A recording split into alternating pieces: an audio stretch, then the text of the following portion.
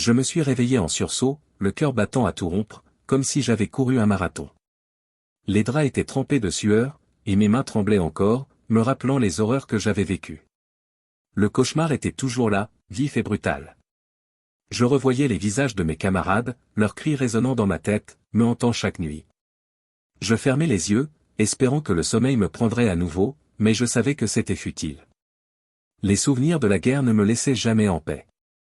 Je me levais, la lumière du matin perçant à travers les rideaux, mais elle ne faisait que souligner l'obscurité qui régnait dans mon cœur. J'avais promis à ma mère que je ferais des progrès, que je reprendrais le contrôle de ma vie, mais chaque jour était une lutte. Je pris une rapide douche, me préparant pour la réunion de soutien pour vétérans que j'avais envisagé de fuir. Mais cette fois, je savais que je devais y aller. En arrivant au centre communautaire, je me sentais comme un étranger dans un monde qui ne m'appartenait plus. Les visages autour de moi étaient marqués par des histoires similaires, des luttes qui résonnaient avec la mienne. La réunion commença, et je pris place au fond de la salle, en espérant que personne ne me remarquerait. Mais c'est alors qu'elle entra. Sophie, la travailleuse sociale. Elle avait cette aura chaleureuse qui attirait immédiatement l'attention. « Bonjour à tous, je suis ravie de vous voir ici aujourd'hui », dit-elle avec un sourire sincère. « Je sais que c'est difficile, mais je suis ici pour vous aider à trouver un chemin vers la guérison. » Ces mots résonnaient en moi, mais je restais silencieux. J'écoutais attentivement, absorbant chaque phrase qu'elle prononçait.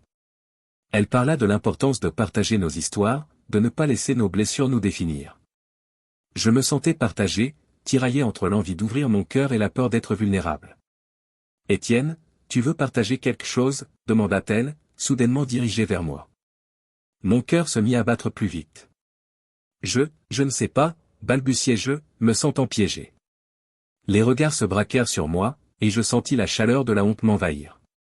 C'est normal d'hésiter, mais je t'encourage à parler. Parfois, le fait de mettre des mots sur nos peurs peut être libérateur, dit-elle, avec une douceur qui m'incitait à me confier. Je hochai la tête, mais restai silencieux. La réunion continua, d'autres vétérans partageant leur lutte. Au fond de moi, je savais que je devais trouver le courage d'ouvrir ma bouche. Mais cela viendrait avec le temps. Après la réunion, je sortis, les pensées tourbillonnant dans ma tête. En marchant, je remarquai une église au coin de la rue. Elle se tenait là, majestueuse et accueillante, mais en même temps intimidante. Une force inexplicable m'attira vers elle, mais je me sentis paralysé. Je contournai le bâtiment, hésitant, mais pas ralentissant alors que je m'éloignais. « Pourquoi hésites-tu, Étienne ?» me murmurai-je. L'idée d'entrer dans un lieu de culte me terrifiait.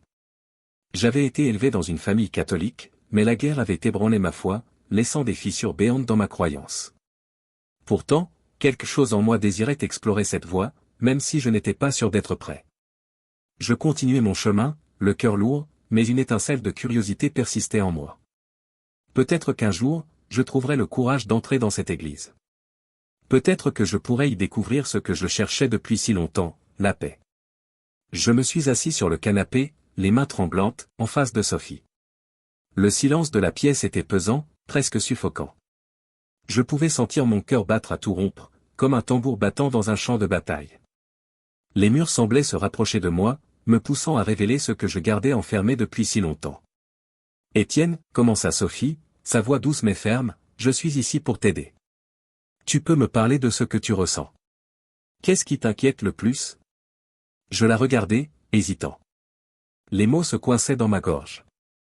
Comment pourrais-je expliquer l'horreur de ce que j'avais vécu? Chaque fois que j'essayais de mettre des mots sur mes souvenirs, je me sentais submergé par une marée de douleur.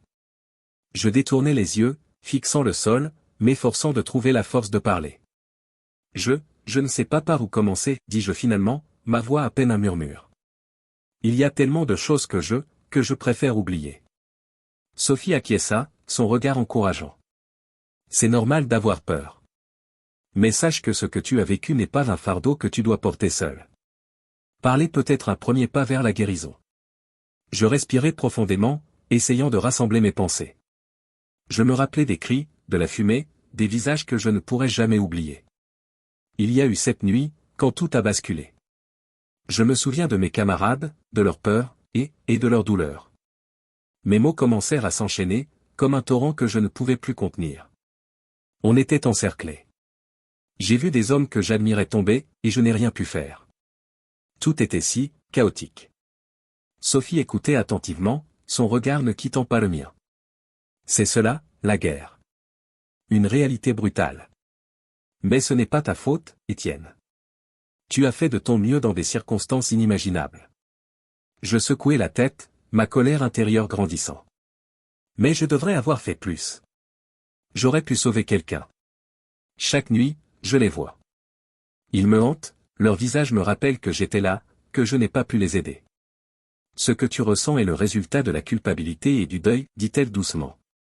Tu dois te permettre de ressentir cette douleur, mais aussi de la partager.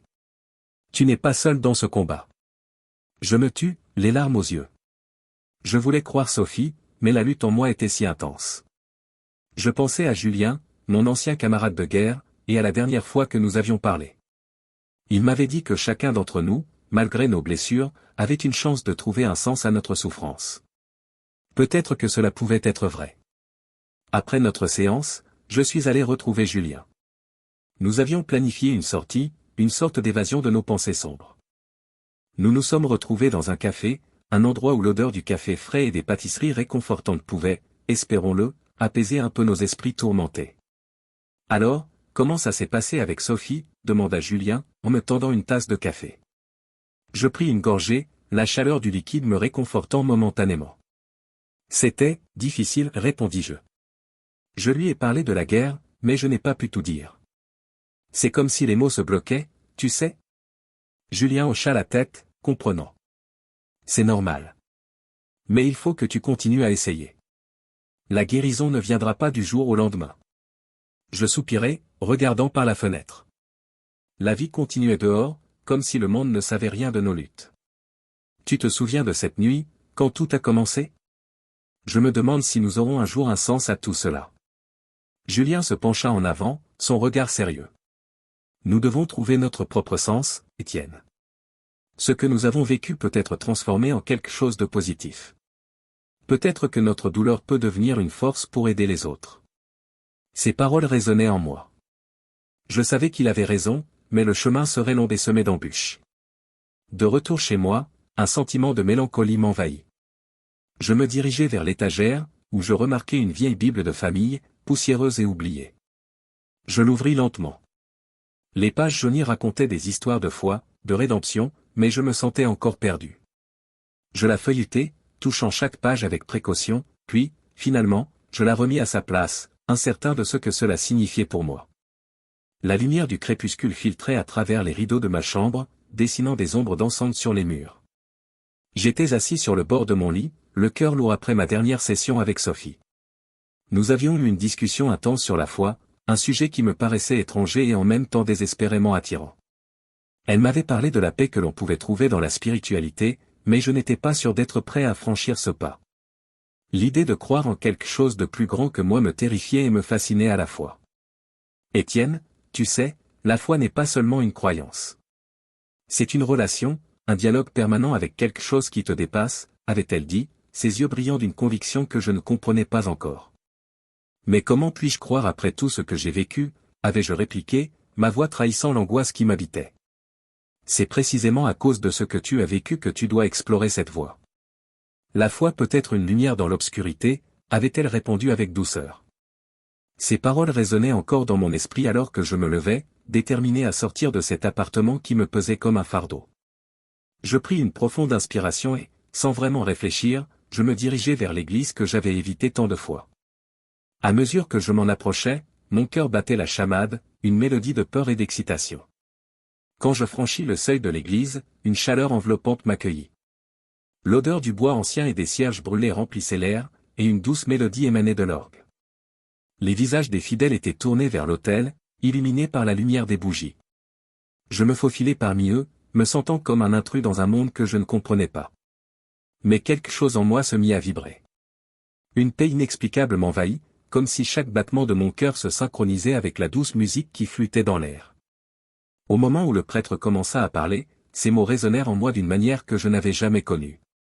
Il parlait de rédemption, de pardon et de l'espoir qui naît des ténèbres. Je fermai les yeux, laissant les mots s'infiltrer dans mon être. Les souvenirs des horreurs de la guerre, des cris, des explosions, furent momentanément chassées, remplacées par une lumière douce et réconfortante.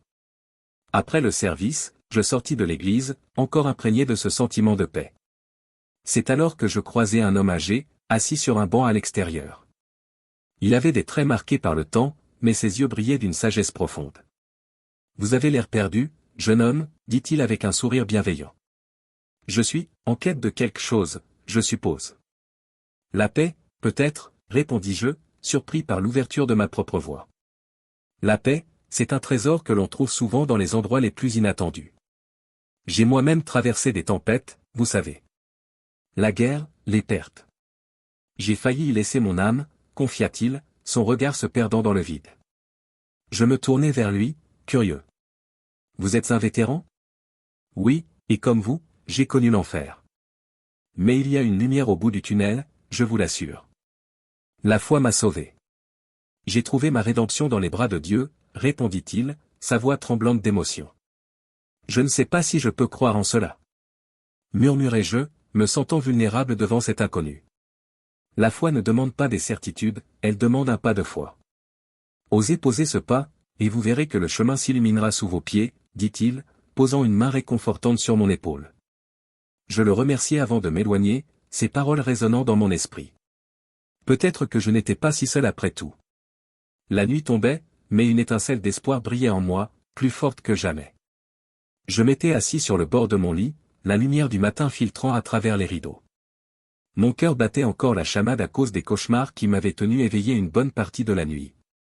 Mais aujourd'hui, il y avait quelque chose de différent. En me levant, j'avais l'impression qu'un poids s'était légèrement allégé. Après ma première prière, j'avais ressenti une paix inexplicable, comme si une lumière s'était allumée dans l'obscurité de mon esprit. C'était un changement que je n'aurais jamais cru possible. Je me suis préparé pour la réunion de soutien. En me regardant dans le miroir, j'ai remarqué des traits que je n'avais pas vus depuis longtemps, un léger sourire, une lueur d'espoir dans mes yeux. En arrivant à la salle, j'ai vu Sophie discuter avec quelques vétérans. Elle m'a fait un signe de la main, et j'ai ressenti une chaleur dans ma poitrine. Je m'approchai d'eux, et quand je pris la parole, je sentis que ma voix était plus stable. Bonjour à tous, ai-je commencé, nervosité palpable dans ma voix. Je voudrais partager quelque chose avec vous. Les visages se tournèrent vers moi, et je pouvais sentir leur curiosité. Je sais que nous avons tous nos luttes, mais j'ai commencé à prier. Je ne savais pas vraiment comment faire au début, mais j'ai essayé. Et, croyez-moi, ça a changé quelque chose en moi. Mes cauchemars, ils ne me hantent plus comme avant. Julien, qui se tenait à l'arrière, m'a souri, comme s'il savait que c'était un tournant pour moi. C'est un grand pas, Étienne. Parler de ça, c'est déjà une victoire, a-t-il dit, sa voix rassurante m'encourageant à continuer. Je continuais, partageant mes luttes, mes peurs, et comment la prière m'avait apporté une forme de réconfort. Les autres vétérans écoutaient attentivement, certains hochant la tête en signe d'approbation. Je ne dis pas que c'est facile, mais je pense que la foi peut nous aider à trouver un sens à nos souffrances. Peut-être qu'elle peut aussi vous aider, et j'ajoutai, mes mots résonnant dans la salle. Un vétéran, un homme aux cheveux grisonnants, leva la main. Étienne, tu dis que prier t'a aidé. Mais moi, je ne sais même pas si je crois encore en quoi que ce soit. Comment peux-tu être si sûr? J'inspirai profondément, conscient de la profondeur de sa douleur. Je ne suis pas sûr de tout, mais je sais que je ne veux plus vivre dans cette douleur. La prière m'offre un moyen de parler, de libérer mes pensées sombres. Elle me donne une chance de guérir. Peut-être que ce n'est pas une réponse définitive, mais c'est une étape vers quelque chose de mieux. Les discussions continuèrent, et je vis des visages se détendre peu à peu. Il y avait un réel échange, une connexion entre nous. Je compris alors que partager ma foi avait aussi touché d'autres cœurs. En rentrant chez moi ce soir-là, je me sentais léger, comme si j'avais laissé une partie de ma douleur derrière moi. Je m'assis sur le canapé, un peu fatigué mais heureux. Je pris un moment pour méditer, laissant mes pensées vagabonder. Soudain, mon téléphone sonna. C'était Julien. Étienne, je dois te parler de quelque chose d'important. C'est au sujet de Marc. À ce moment, un frisson d'inquiétude me parcourut. Marc, je me souvenais de lui. Nous avions traversé tant de choses ensemble. Qu'est-ce qui se passe, demandai-je, ma voix soudain tremblante. Je ne veux pas te stresser, mais il a l'air d'aller mal. J'ai des nouvelles inquiétantes. Les mots de Julien résonnèrent en moi comme un coup de tonnerre. Mon cœur se serra, et je réalisai que, malgré mes propres luttes, il y avait d'autres qui avaient besoin de moi. La tension était palpable dans l'air alors que Julien et moi montions les escaliers menant à l'appartement de Marc. Mon cœur battait à tout rompre, comme un tambour de guerre, tandis que les souvenirs de notre passé commun refaisaient surface. J'avais toujours admiré Marc pour sa force, mais cette force avait disparu, remplacée par une ombre de désespoir. Julien, marchant à mes côtés, brisa le silence pesant. « Étienne, tu es sûr de vouloir faire ça ?» demanda-t-il d'une voix hésitante. Je lui jetai un regard déterminé. Je n'ai pas le choix. Si je peux l'aider, je dois essayer. Nous arrivâmes enfin devant la porte de Marc. Je frappai doucement, mon esprit tourbillonnant d'anxiété. Après quelques instants, la porte s'ouvrit lentement, révélant un Marc aux traits tirés, ses yeux cernés trahissant des nuits sans sommeil. « Qu'est-ce que vous faites ici ?» murmura-t-il, sa voix rauque et faible. « On est là pour toi, Marc, » répondit Julien, un ton rassurant dans sa voix. « On s'inquiète. » Marc hésita un instant, puis ouvrit la porte un peu plus largement. Je pouvais sentir le poids de son désespoir dans l'air, comme une brume épaisse. Nous entrâmes dans son appartement sombre, rempli de souvenirs égarés. Le désordre régnait, des papiers éparpillés, des bouteilles vides qui traînaient. « Tu as besoin d'aide, Marc ?» dis-je, le cœur lourd. « On peut en parler. Je sais ce que ça fait de se sentir perdu. » Il baissa les yeux, évitant mon regard. « Vous ne comprenez pas, je suis au fond du gouffre. Je ne vois pas d'issue. » « Si, il y a toujours une issue, » insista Julien. « Tu te souviens de notre temps ensemble ? On a survécu à des choses bien pires. » Marc leva enfin la tête, ses yeux brillants de larmes. « Je ne suis pas comme vous. Vous avez trouvé votre foi, votre force. Moi, je ne peux pas. » Je m'approchai de lui, posant une main sur son épaule. « Ce n'est pas facile, mais je suis là pour te montrer que la foi peut apporter de la lumière dans l'obscurité. Je l'ai vécu. » Il se mit à trembler, et je vis sa vulnérabilité. « Et si je ne peux pas croire ? » Croire, c'est un choix, Marc. Ça commence par un pas, même un petit. Je suis ici pour te soutenir, peu importe ce que tu choisis. La nuit avançait, et nous avions discuté pendant des heures. Nous partageâmes nos souvenirs de la guerre, de nos camarades perdus, et de la douleur insupportable qui nous habitait tous. J'essayais de lui montrer qu'il n'était pas seul, que sa souffrance était partagée par tant de vétérans. Finalement, après un long silence, Marc soupira profondément. « Peut-être que j'ai besoin d'aide, mais je ne suis pas sûr de vouloir aller à ces réunions. »« Je t'accompagnerai, » proposai-je, déterminé. « Je sais que ça peut sembler effrayant, mais cela pourrait vraiment t'aider. » Il hocha la tête lentement, mais je pouvais voir le scepticisme dans son regard. « Je ne sais pas si cela fera une différence. »« Ça ne peut pas faire de mal d'essayer, » répondit Julien. « Tu as des amis qui se soucient de toi. » Je sentis une lueur d'espoir, même dans son hésitation. « Faisons un pas à la fois, Marc. La nuit peut sembler sombre, mais je crois qu'il y a de la lumière qui t'attend. » Marc regarda par la fenêtre, les lumières de la ville scintillant dans la nuit. « D'accord, je vais essayer. Mais si je n'arrive pas à y croire ? » « On y croisera ensemble, lui promis-je. Je suis là, peu importe ce qui arrive. » Nous passâmes le reste de la nuit à parler, à partager nos peurs et nos espoirs. Je savais que ce chemin serait long et difficile, mais pour la première fois depuis longtemps, je voyais une lueur d'espoir dans les yeux de Marc. Et cela me donnait la force de continuer à avancer, non seulement pour lui, mais aussi pour moi. Je suis assis là, dans la salle de réunion, entouré de visages familiers mais marqués par des luttes invisibles. Le murmure des conversations s'estompe lentement alors que je me lève pour partager mon histoire. Mes mains tremblent légèrement, mais je respire profondément, me rappelant que ce moment est crucial non seulement pour moi, mais aussi pour ceux qui m'écoutent. « Bonjour à tous, dis-je, ma voix un peu rauque. Je m'appelle Étienne, et je suis ici pour parler de ma lutte et de ma rédemption.